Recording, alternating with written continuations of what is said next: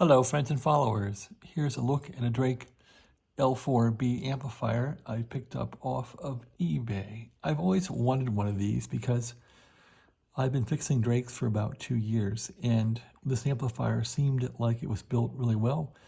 I've never owned one. There aren't many pictures of the insides of these on YouTube. So anyway, I bought this one and here it sits. This one came damaged. The 3500Z tubes were left inside, as were the chimneys for the tubes, and one chimney broke and one tube broke.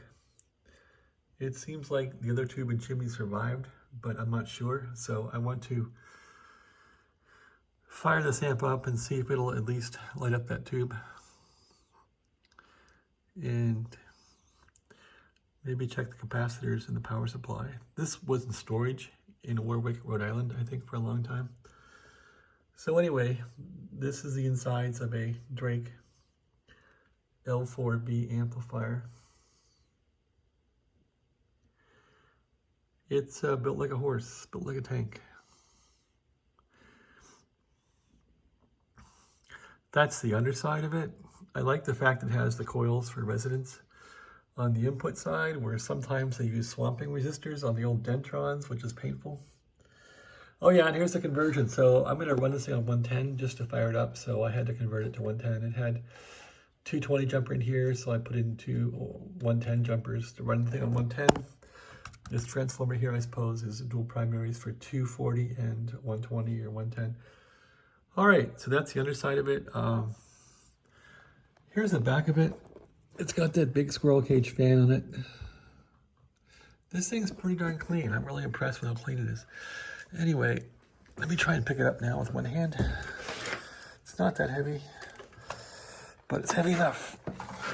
All right, here's the top side of it. It's got some dust in it. There's where the 3500Z tubes go.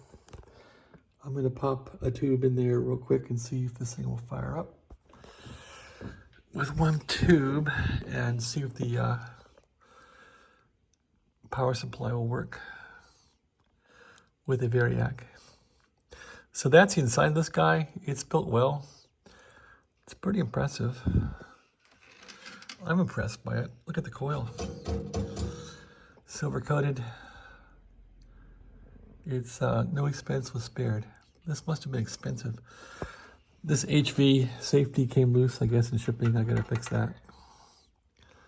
I'm not gonna put HV in this thing.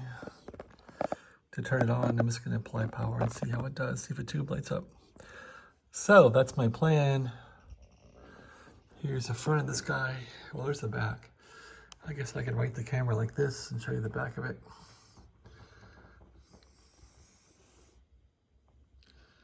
How it all looks. It's not the highest serial number, but what the heck. Here's the front. There we are. The front, the front, the front. Sorry about the camera. There we go. That's pretty clean. I'm not sure what all the controls do yet.